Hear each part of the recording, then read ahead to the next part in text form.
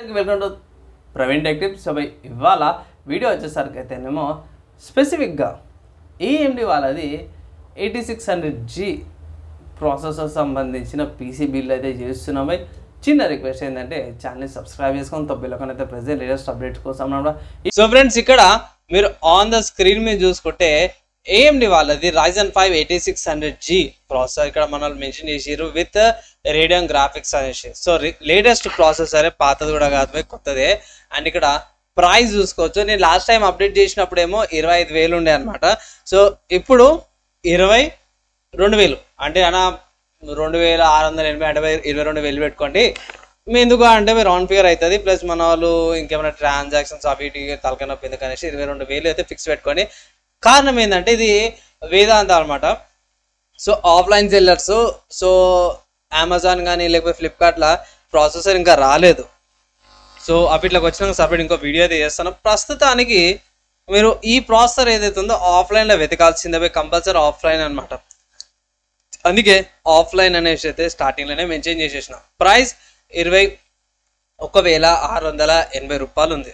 Speciality ఏందన్నా ఈ ప్రాసెసర్కి, ఎందుకు ఈ ప్రాసెసర్ గురించి చెప్తున్నాం అంటే ఫస్ట్ చూసుకోవాల్సింది ఏంటంటే స్పెసిఫికేషన్స్. సో స్పెసిఫికేషన్స్కి మనం వెళ్ళిపోదాం అనమాట.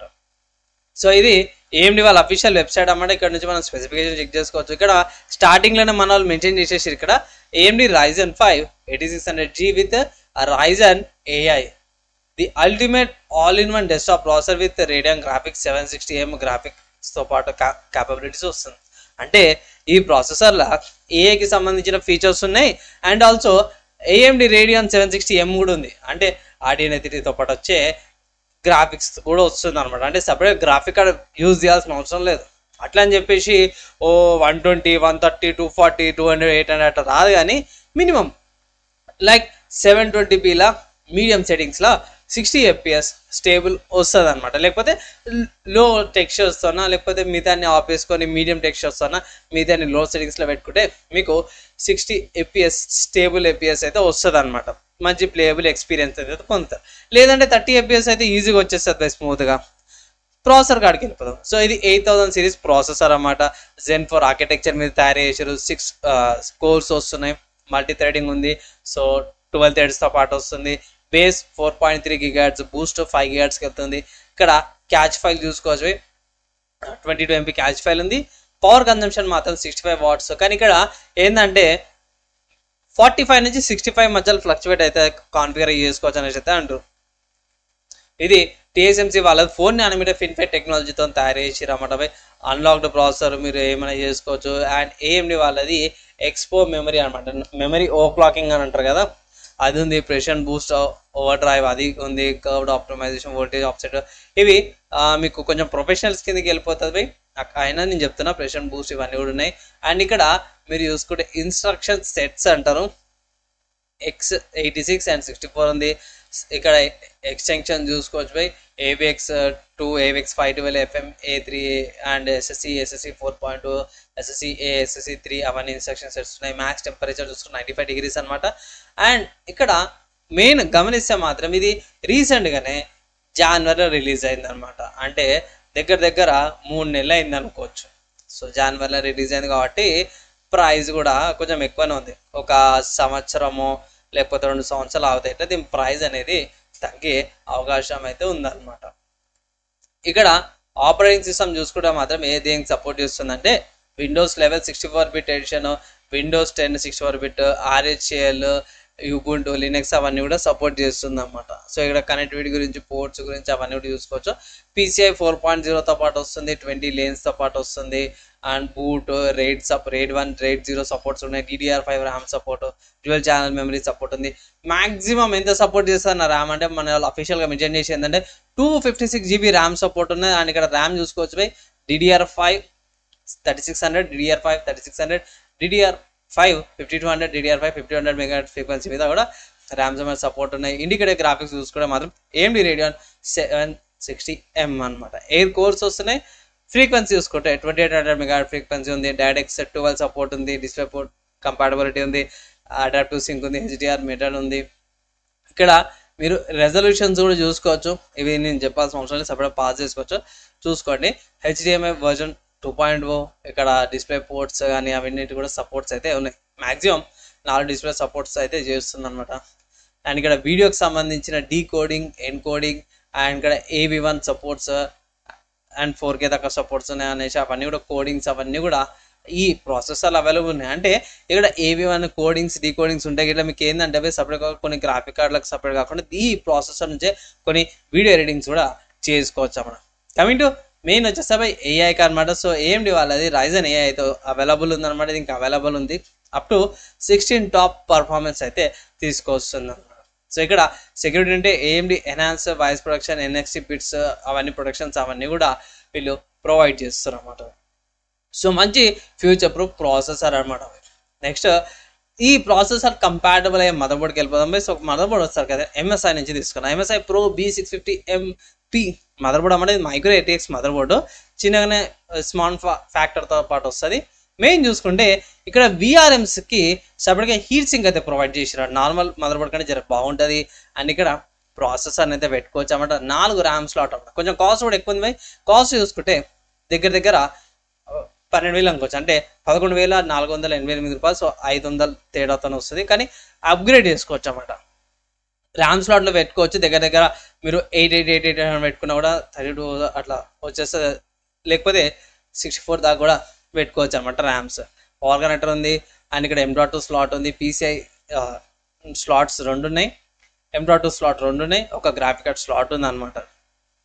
పోర్ట్స్ విషయానికి వస్తే ఇక్కడ మీకు HDMI పోర్ట్ ఉంది, డిస్ప్లే పోర్ట్ ఉంది, VGA పోర్ట్ ఉంది, PS2 connectors, 4 USB 2.0 ports, 2 USB 3.2 Gen 1 port and USB turbo 3.2 Gen 2 ports వచ్చినాయి అన్నమాట. అండ్ ఆడియో పోర్ట్స్ అవన్నీ కూడా ఉన్నాయి. సో బడ్జెట్లో ఫ్రెండ్లీ మదర్ బోర్డ్ అనుకోవచ్చు. ఫ్యూచర్ ప్రూఫ్ కూడా ఉంది ఈ మదర్ బోర్డ్ అయితే కూడా. మీకు డౌట్ రావచ్చు, అన్న ఈ ప్రాసెసర్ ఏదైతే ఉందో ఈ మదర్ బోర్డ్ కంపాటబుల్ అంటే ఎస్ కంపాటబులే. నేను అఫీషియల్గా వీళ్ళ వెబ్సైట్లోకి వెళ్ళి చెక్ చేసిన కంపాటబిలిటీ టెస్ట్ అనేసి. ఇక్కడ చూసుకోవచ్చు MSI వాళ్ళ అఫీషియల్ వెబ్సైట్ అన్నమాట. Pro B650M-P మదర్ బోర్డ్ అన్నమాట. మోడల్ నెంబర్ కూడా చూసుకోవచ్చు MSI వాళ్ళదే. అక్కడ నేను సర్చ్లోకి వెళ్ళేసి 8600G అని టైప్ చేయగానే మన వాళ్ళు Ryzen 5 ఏమంటే కోడ్ నేమ్ వచ్చేసరికి ఫీనిక్స్ సిరీస్ అనమాట. 8600Gకి ఇక్కడ speeds, catch files and wattage ఎంత ఉంది అండ్ రేడియో గ్రాఫిక్స్ 680 గ్రాఫిక్స్తో పాటు కూడా వస్తుందని మెన్షన్ చేసారు అనమాట. సో ఓవరాల్గా చూసుకుంటే మంచి ప్రాసెసర్, మదర్ బోర్డ్ కూడా కంపాటబిలిటీ అయితే ఉందన్నమాట.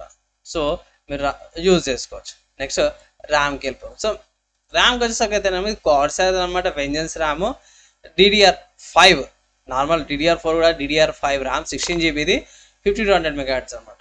సో 8GB లేదా అన్న అంటే ఇక 8GB వదిలేసేయాలి. ఇక DDR5లో అయితే 8GB వదిలేయాల్సిందే ఉంది. కానీ ఇక్కడ నాట్ అవైలబుల్ ఉండొచ్చు, కానీ ప్రైస్ కొంచెం చేంజెస్ ఉంటాయి.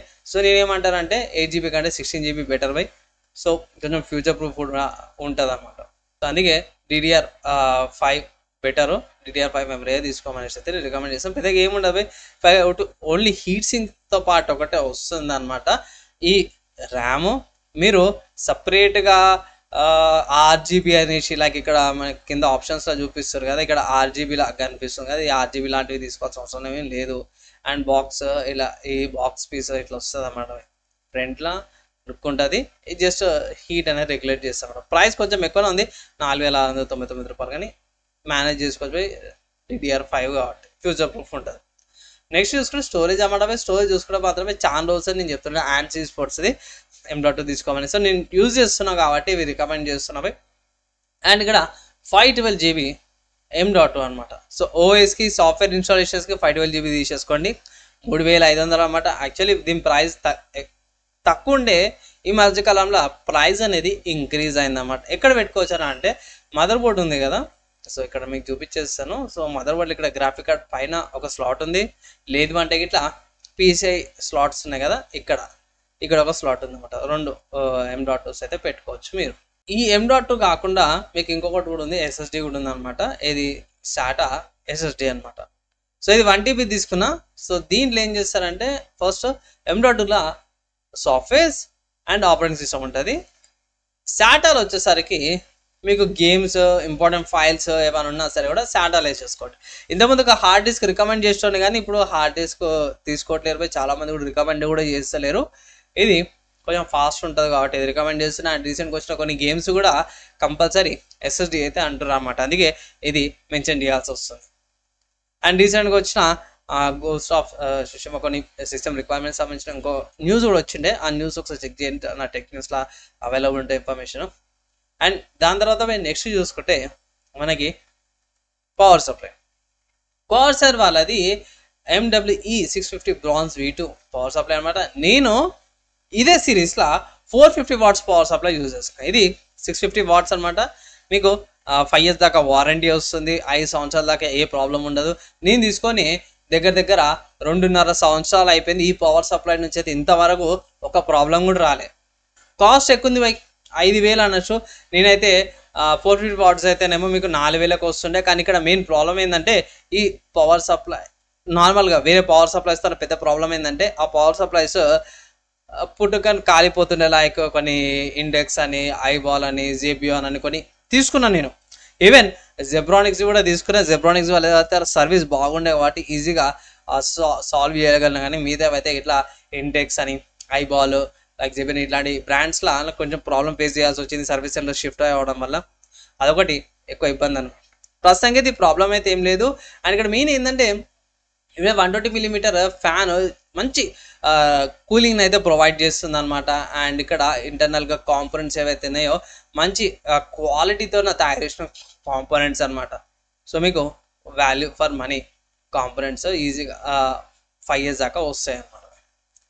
నెక్స్ట్ చూసుకున్నవి ఇవన్నీ అయిపోయినాయి కదా, ఇంకేం మిగిలిందన్న అంటే క్యాబినెట్ అనమాట. అన్న ఒక్క నిమిషం ఆగే, క్యాబినెట్ అంటున్నా గ్రాఫిక్ కార్డ్ ఏది అనేసి మీరు అడగచ్చు. ఎస్ బై, గ్రాఫిక్ కార్డు తీసుకోవాల్సిన అవసరం ఏం లేదు. ఎందుకంటే ఇక్కడ మనం తీసుకున్న ప్రాసెసర్ ఏదైతే ఉందో ఇంటిగ్రేటెడ్ గ్రాఫిక్స్ 8000G అన్న కదా, ఇక్కడ స్పెసిఫికేషన్స్లో కూడా మీకు చూపించిన ఇక్కడ గ్రాఫిక్స్కి సంబంధించిన మన వాళ్ళు ఇన్ఫర్మేషన్ అయితే ప్రొవైడ్ చేశారు కదా. ఇక్కడ చూసుకోవచ్చు Radeon 760M గ్రాఫిక్స్తో పాటు వస్తుంది కాబట్టి డైరెక్ట్ డిస్ప్లే పోర్ట్ పెట్టగానే లేకపోతే HDMI కేబుల్ పెట్టగానే మానిటర్ నుంచి మదర్ బోర్డ్కి మీకు డిస్ప్లే అనేది వచ్చేస్తుంది అన్నమాట. సో ఫ్యూచర్లో మీరు గ్రాఫిక్ కార్డ్ ఫ్యూచర్లో కొనుక్కున్న వాళ్ళకి ఇది బెస్ట్ ప్రాసెసర్ అనమాట. కాబట్టి క్యాబినెట్కి వచ్చేస్తాం. క్యాబినెట్ వచ్చేసరికి అయితేనేమో ANSI Sports i211TG అనమాట. మిడ్ టవర్ కేస్ ఇది కొంచెం పెద్దగా సైజు ఉంటుంది. అండ్ ప్రైస్ ఎక్కువ ఉంది పోయి దగ్గర 70 రూపాయలు తక్కువ 3,000 అనుకోవచ్చు. 2,929 రూపాయలు ప్రైస్ అనమాట. ఇక్కడ ఇది ట్రాన్స్పరెంట్ గ్లాస్తో పాటు వస్తుంది. ఇక్కడ చూసుకోవచ్చు బ్యాక్ సైడ్ గ్లాస్ బాగుంది. ఫ్రంట్లో మీకు ఒక ఫ్యాన్ కూడా వస్తుంది అన్నమాట. RGB లైట్స్తో పాటు కూడా వస్తుంది. లోపల ఎలా ఉంది ఏంది కదా అంటే ఇక్కడ మీరు మదర్ బోర్డ్ పెట్టుకోవచ్చు. అండ్ ఇక్కడ కింద చూసుకుంటే పవర్ సప్లై ఉంది, కేబుల్ పవర్ సప్లై కిందనే పెట్టుకోవచ్చు అనమాట. గ్రాఫిక్ కార్డ్ స్లాట్ కూడా ఉంది. పైన పోర్ట్స్ చూసుకోవచ్చు అనమాట.